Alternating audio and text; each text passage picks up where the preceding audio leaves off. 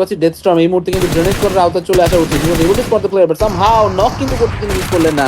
দারুণ আক্রমণ ছিল জেডসিসিবি এর এগেইনস্টে। নারুটো এই মুহূর্তে কিন্তু knock out. Already things are not looking good. এইদিকে লাস্ট প্লেয়াররা ছিল পুরো স্কোয়াডটাকে কিন্তু এলিমিনেট করে দেওয়া চলে যাচ্ছে। গাড়িটা লাস্ট মুহূর্তে এমন একটা বাজে জায়গাতে আটকালো, I was really afraid এখানে হয়তো বা সে টেক ডাউন হয়ে যাওয়ার মতোই একটা চান্স ছিল, বাট সামহাউ সেই সব কিছু আউডি দূর থেকে দেখছেন আপাতত পজিশনটা সিনিস্টারকে টেক ডাউন করে ফেলাই হলো পেছন দিক থেকে। এনআরএম এর স্পোর্টস প্লেয়াররা একটা পারফেক্ট টাইমে পারফেক্ট নকআউট কিন্তু এখানে বের করতে হবে। হিটম্যান এরিয়াতে আছেন, রাউডিকে দেখেছেন, রাউডি খুবই ক্লোজ।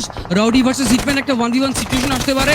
ইয়েস, হিটম্যান ভেতরে ঢুকলেন, রাউডি এগিয়ে গেলেন, হিটম্যান রাউডিকে নক করলেন। ডেথ স্ট্রঙ্গার থেকে সিট চুজ করে হিটম্যানকে ফিনিশ করবে। হালালে tier directly wiped out by team A one RG by a direct slam in. And কিন্তু এওয়ানার্জি একটা ভালো স্পেসও পেয়েছে এবং এই স্পেস থেকে তাদের উপরে আপাতত তেমন কারণ নজর নেই, তবে জাস্ট তাদের যেটা খেয়াল রাখতে হবে সেটা হচ্ছে ওয়েস্ট সাইডে হায়ার হিল সাইডে যে স্কোরগুলি আছে কভার নিয়ে কভার বানিয়ে গাড়ি ফাটিয়ে তাদেরকে ফিনিশ করার চেষ্টা করা। রিকোকে ফিনিশ করেছে ডেথস্টর্ম। What a knock that was. 8 eliminations and now they're in within the top 4 teams.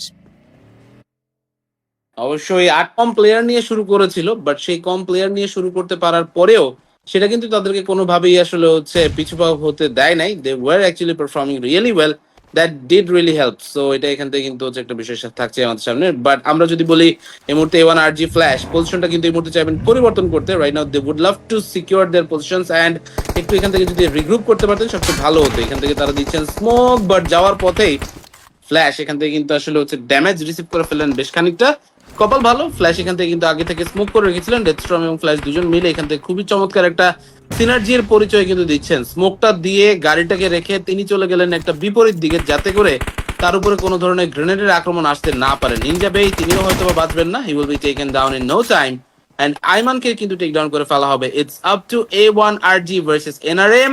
NRM এর প্লেয়ার আছেন একজন। A1RG এত কিছু এত ডামাডোলের মধ্যে থেকে তারা যেভাবে বেঁচে রয়েছে, দ্যাট ইজ বেসিক্যালি ফ্যান্টাস্টিক।